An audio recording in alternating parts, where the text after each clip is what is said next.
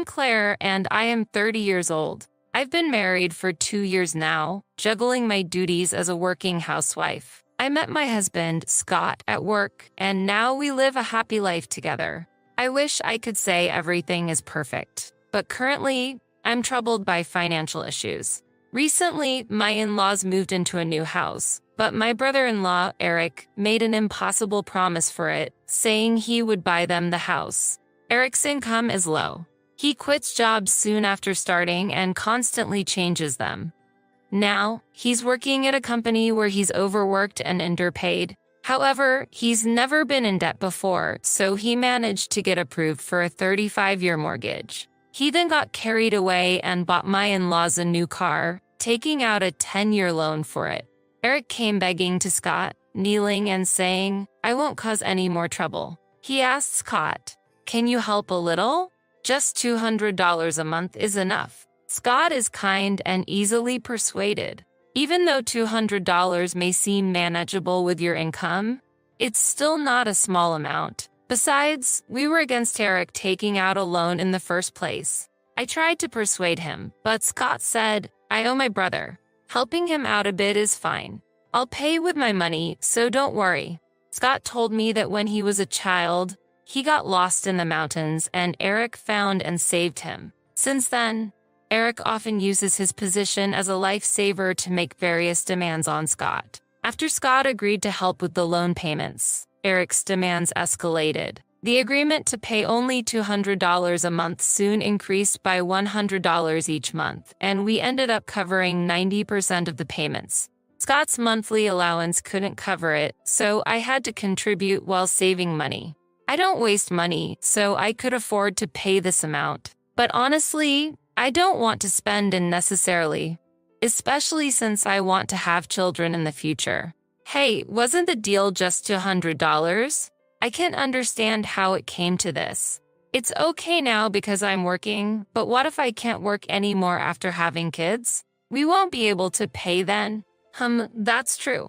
Okay, I'll tell my brother that we can't pay after we have a child. Promise me. I can't forgive this even now. Scott called Eric to arrange that the payment would stop once we had a child. After that, I started trying to conceive. I didn't want to pay for Eric anymore. And then I got pregnant. Finally, I'm free from helping with Eric's repayments. I felt relieved. I didn't want to get pregnant in this situation, but it was the only way to change things. Then Scott made a suggestion. "Claire, I've been thinking. Maybe you'll agree with this idea. What's going on? Can you tell me more about it?"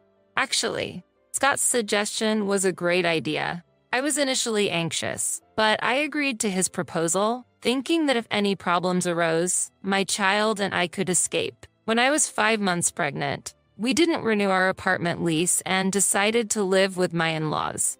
My in-laws were delighted, and I commuted from their house until I finally went on maternity leave. It's good to be dedicated to work, but don't push yourself too hard for the sake of the child. I couldn't fully accept my mother-in-law's concern. We're paying part of the mortgage, so it'll be tough without income. My mother-in-law smiled at my response. To be honest, I thought it was unfair to ask Eric to pay the mortgage. It's reassuring to know you two are helping. Her words made me slightly suspicious.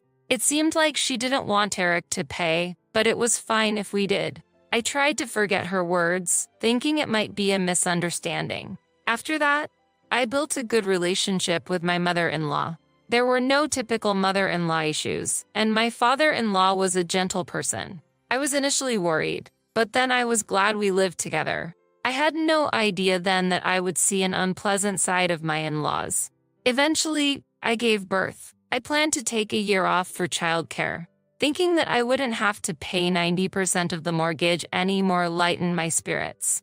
But Scott showed me a message with a worried look. It was a one-sided message from Eric. "Sorry, I couldn't stick to the job again. I'm working part-time at an inn in the countryside. I'll pay 20% of the mortgage as usual, so please transfer the rest to my account as before.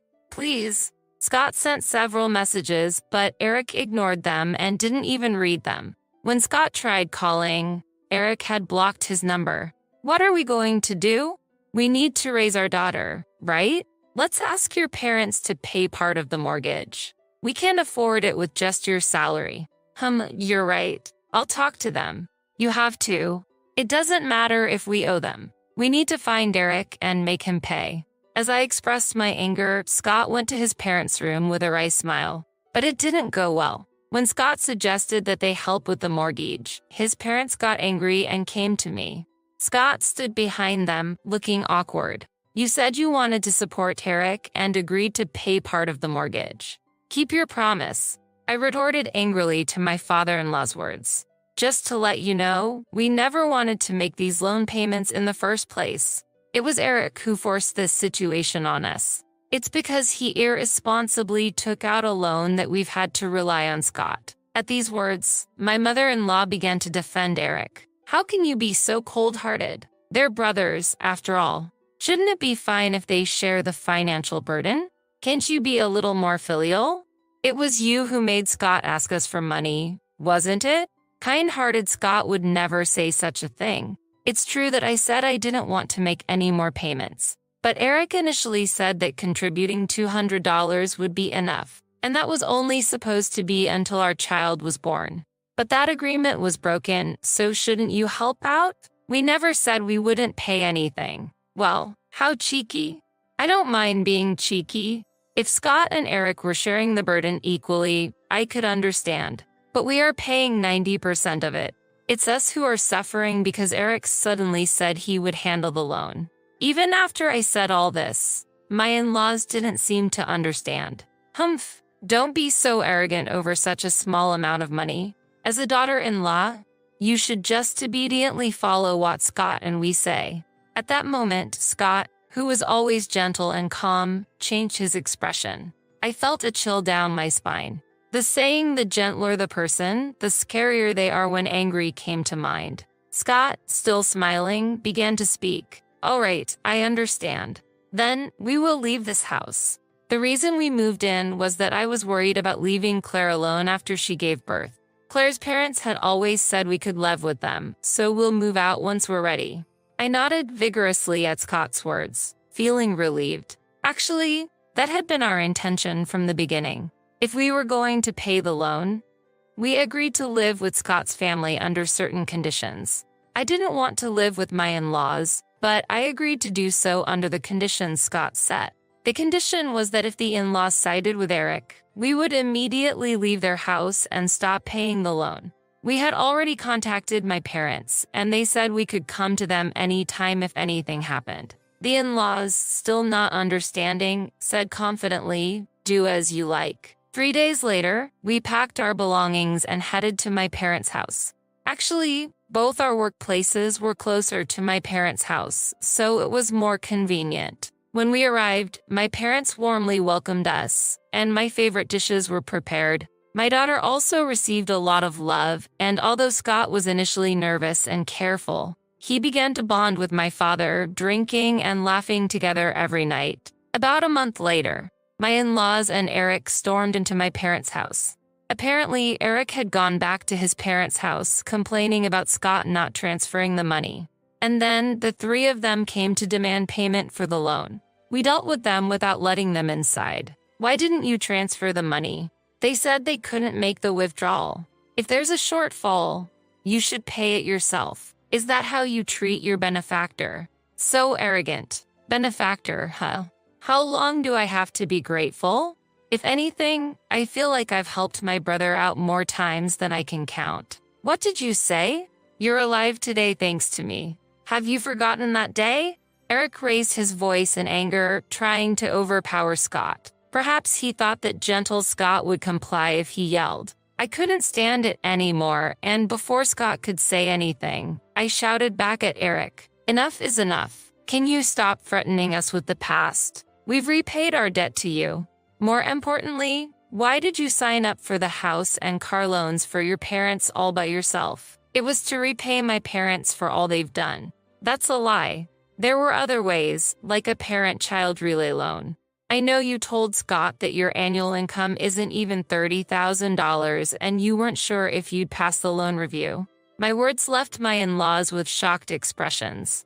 Eric, What do you mean your income isn't $30,000? Was it a lie when you said you had changed jobs and were earning over $80,000 and we could rest easy? Hey, Eric, answer properly. As my mother-in-law pressed him, Eric paled and started sweating. That's not true. Where did you hear such a thing? Maybe Scott. Did you use the speakerphone? Maybe it was a misunderstanding. He tried to escape with an explanation, but it was too late. Scott played a voice recording from his smartphone of his conversation with Eric. I exaggerated about earning $80,000 when I didn't even make $30,000. I was hoping the loan review wouldn't go through, but it did. I can afford the loan payments. Can you help me? You owe me for saving your life, right? Scott stopped the recording and looked coldly at Eric. Gone was the usual gentle Scott. I'm the type who's curious about things. I record all my calls. Claire knew because she heard this recording, not because I used a speaker. It's thanks to me that you're here today. So, help me with what I want to do. Don't you want to be filial to your parents? I took out the loan intending to be. Maybe you helped him as a child, but we've repaid that debt. Please don't ask for more. We have a daughter now and need money for her future. You just want to look good in front of your parents, right? Then do it on your own. I said that as I was unable to contain my anger. Scott quietly patted my shoulder. Thanks, Claire. That's enough. Scott, since we were kids, our parents always favored Eric. I was always second. Eric probably took out the loan not really to be filial, but to curry favor with them. And he took out the loan knowing he couldn't pay it, planning to make us pay 90% of it. There's no reasoning with such people. So, we're cutting ties. Scott glared at his parents and Eric. Seeing this, my in-laws started to make a fuss. How dare you talk about cutting ties? You owe us. You should be filial to Eric and us. We raised you. That's right. Do you know how much money we spent so you could go to college? Pay the loan expenses as a way to repay us. Each time my in-laws said something, I grew more and more disgusted. If you keep causing a scene, I'll call the police. Please don't contact us anymore. With that, I forced all three outside and slammed the door shut. Soon after, the police arrived, and my in-laws and Eric left quietly. It seemed my parents had called 911 over 10 minutes ago, sensing the argument wouldn't end. Afterwards, we explained the situation to the police and sent them home. It seems that the police can't intervene much in family matters. We talked with my parents and decided to move out immediately. We found a new place easier than expected and started living in a new apartment with our daughter 2 weeks later. We told my parents our address and promised to visit occasionally, but we didn't tell Scott's parents or Eric anything. Scott changed his phone number and took steps to ensure that his parents and Eric couldn't contact him. Later, Eric apparently struggled with the loan payments and, along with his parents, managed to make the monthly repayments. Scott's father had already retired, and his mother had long been a housewife, enjoying a pensioner's life. However, due to the loan repayments, both had to start part-time jobs, leading to a tough life given their declining health. Eric returned to his parents' house and found a new job. He earned a minimal income, which angered his parents. A friend living near Scott's family told us that they're barely getting by, looking constantly downhearted. We are enjoying a comfortable life in our new apartment, just the three of us. Scott recently got a promotion, resulting in a slight salary increase. Sometimes, I thought you might always be under Eric's thumb. Remembering Eric suddenly, I asked Scott about it. For me, he was still an important family member. Even though he's like that, the treatment from our parents was unfair, but I valued them all because they were family. But I snapped when my father called the loan repayment a trifle. That's when I clearly realized that my real family is not them but you and our daughter. Haha, that's kind of nice to hear. Scott, you look so scary then. I was shocked. Just thinking about what they were saying to my precious family, I couldn't control my anger. Scott and I smiled at each other. While we were talking, our daughter started crying. Oh, what's wrong? I got up, picked her up, and left the bedroom. Scott has work tomorrow, so he needs to rest. I decided to focus on taking care of our daughter instead. I reaffirmed my desire to protect my precious family.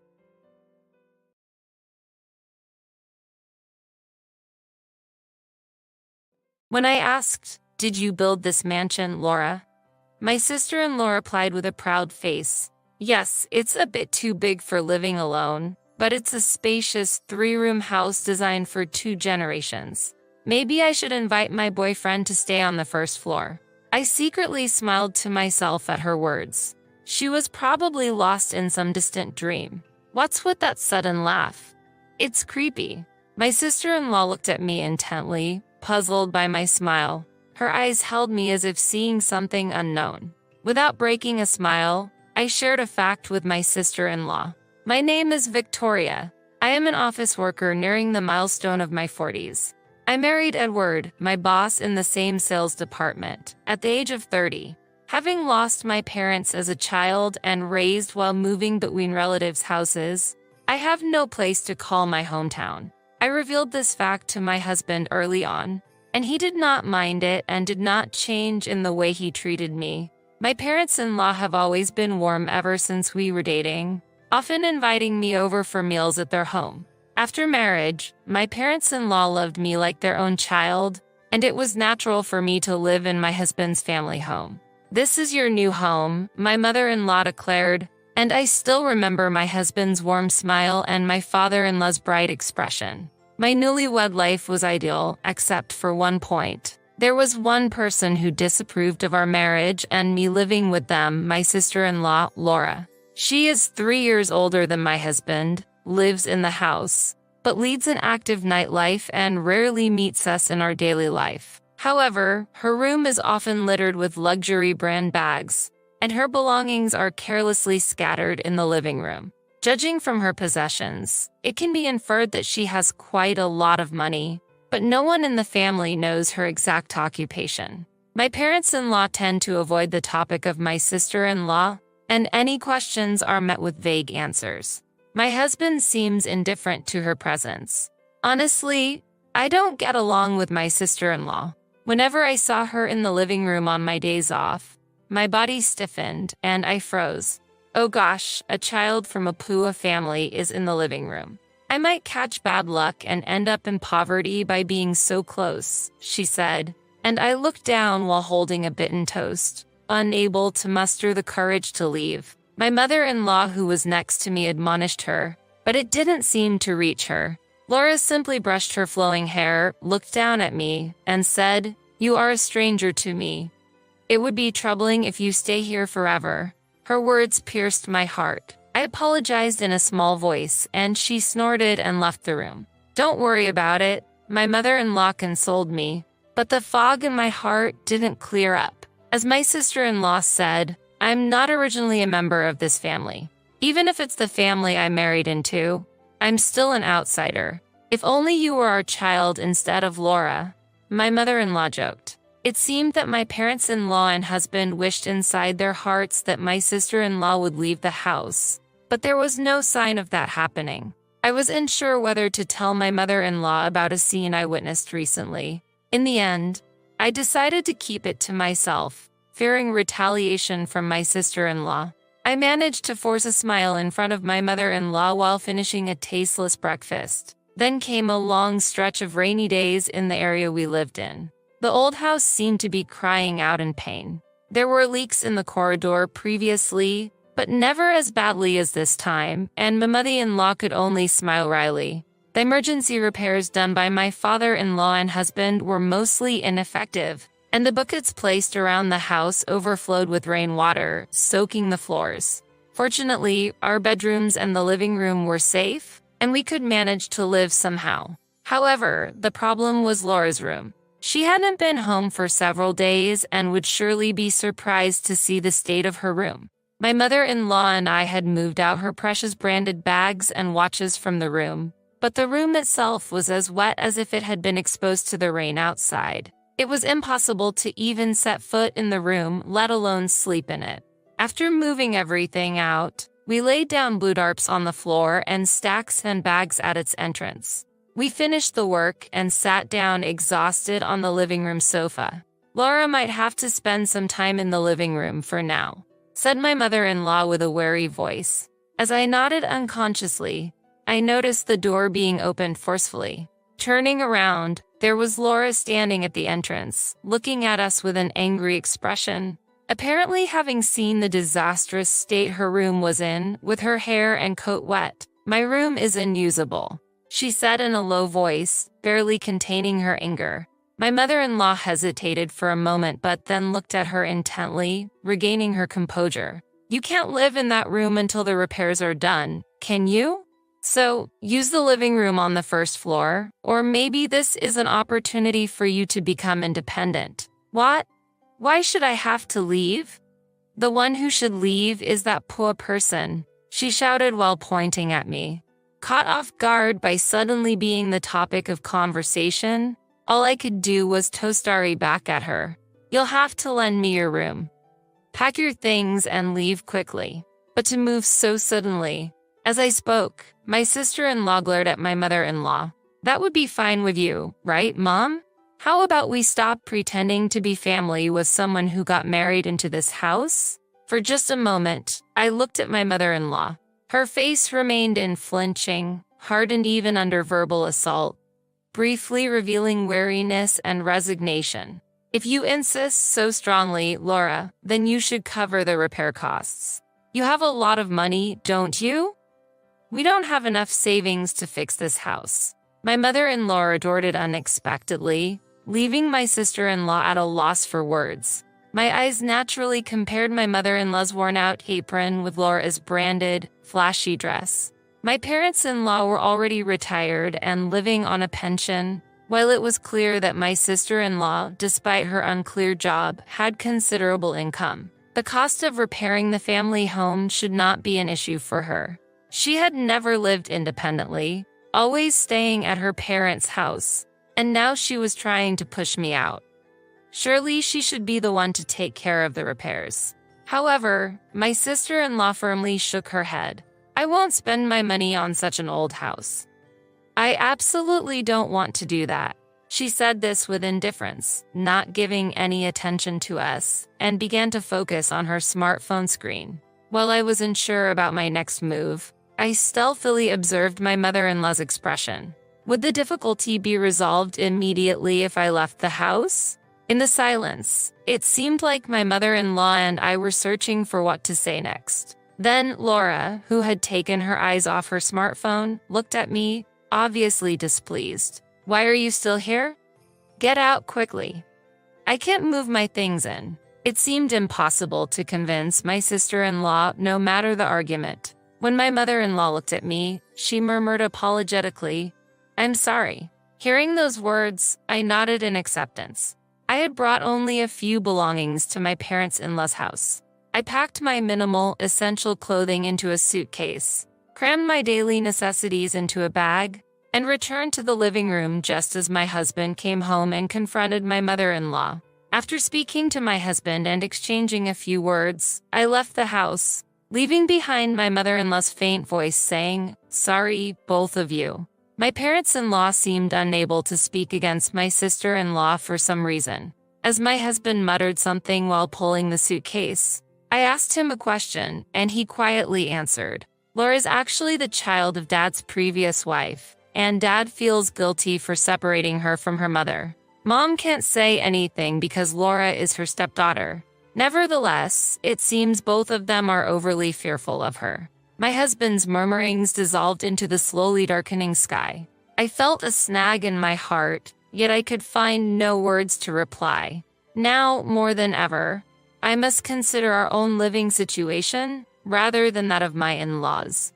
We need to visit a real estate agent soon to find a new place to live. Desperately suppressing my sinking heart, I started discussing dinner plans with my husband in a bright tone. After spending a few days in a hotel following our departure from my in-laws' house, we were fortunate to find an apartment conveniently located between our workplaces and not far from my in-laws' house, allowing us to start a new life without the need for a major move. Half a year had passed since we left my in-laws' house. As planned, we left the apartment on our day off and headed to a specific location. In just a short 15-minute walk, A gleaming new house came into view. A few cars were neatly parked in the spacious driveway, and it seemed a barbecue was being held in the garden, which was partially visible from the street. Stepping onto the property unexpectedly, I spotted the person of interest at the center of the laughter and conversation. She noticed me and looked surprised. "Oh, it's you, Victoria," my sister-in-law said as she informed her friends of something, and then made her way through the crowd toward me. She was still dressed in flashy jewelry and an expensive dress, exuding the air of affluence. Standing before me, her demeanor shifted from the bright expression she had given her friends to a cold gaze as she looked down at me. "I don't remember inviting any poor people." "What? Did you come to search the garbage?" "No, I didn't come here with that intention." "Humph, it seems you can't become a proper adult without parents."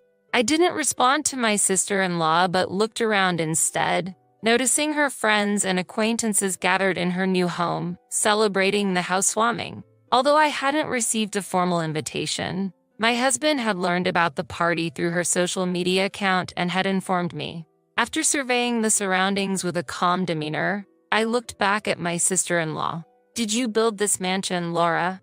I asked, to which she proudly replied, "Yes, it's a bit too big for just myself, but it's a spacious 3-room house for 2 generations. Maybe I should invite my boyfriend to live on the first floor." I secretly smiled to myself at her words. She was probably indulging in some distant dream. "What's wrong?" "Don't start laughing suddenly. It's creepy." My sister-in-law stared at me, puzzled by my smile. Her eyes held me as if looking at something unknown. Without breaking a smile, I revealed a fact to her.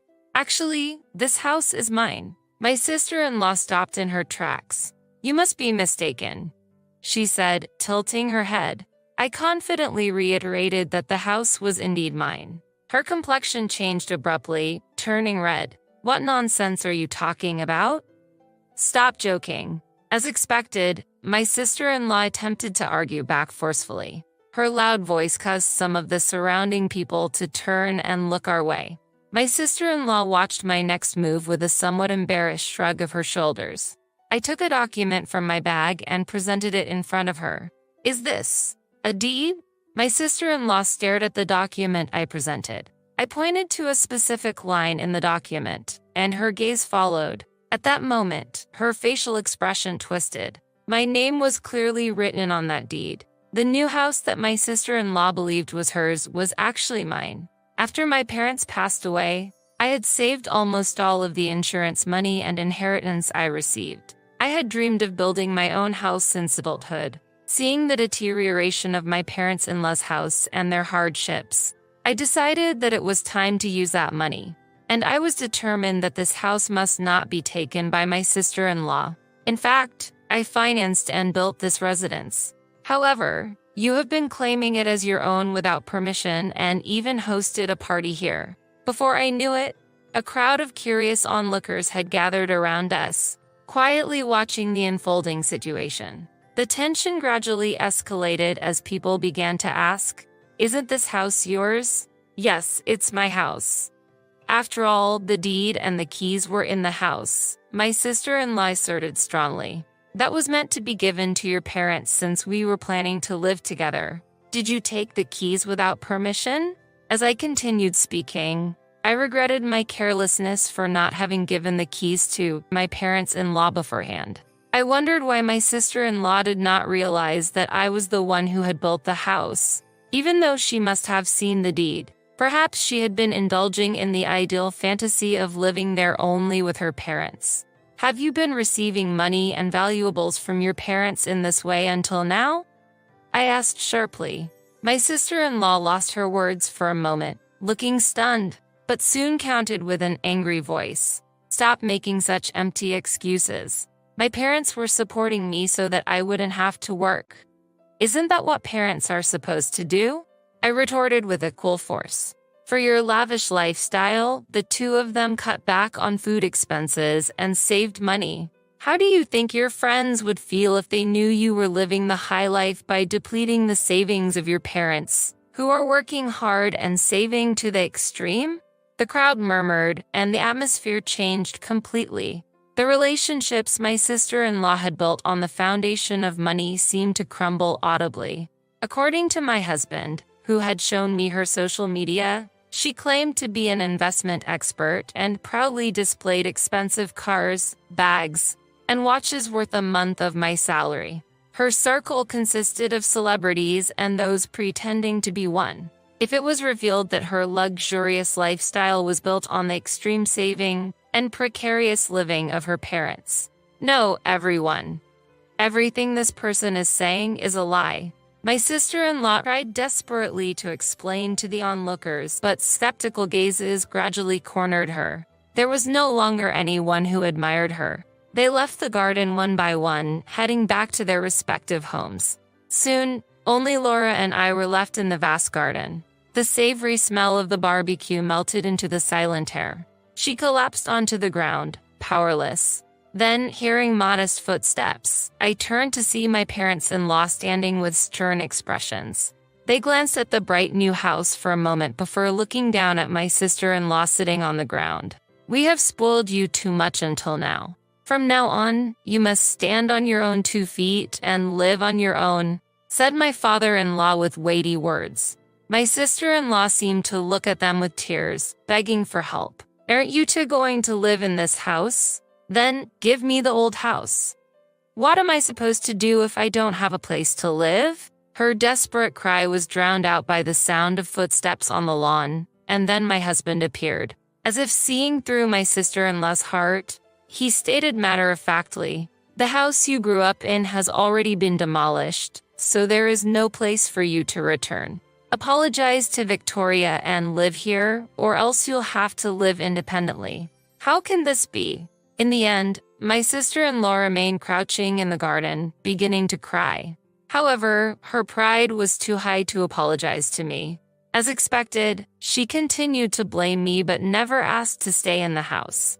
With no more assistance from her parents and being evicted from the demolished family home, she seemed lost. The only way for her to live independently was to work. But finding a job was difficult for her, who had never worked properly before. And according to my husband, she barely managed to get by with a live-in job at a hotel she had found. Later, she was seen visiting my parents-in-law and husband, begging for financial help. But my husband stated, "If you come here again, I will call the police." Her failure to apologize to me and ask for help might be seen as a sign of excessive pride. On the other hand, my parents-in-law offered to share the construction costs of the new house, but I declined. The house was built with the intention for us as a couple to live in. Their sentiment alone was enough for me. Still, my parents-in-law were adamant about offering financial support. After much deliberation, instead of accepting the money, I asked them to take care of our future child. At that time, I had just learned that I was pregnant. My parents-in-law were overjoyed at the news and wholeheartedly welcomed the addition to the family. My husband, knowing that our child's birth was imminent, became even more devoted to his work. This new house will proudly fulfill its duty as the final residence for my parents-in-law and as the place I can always return to.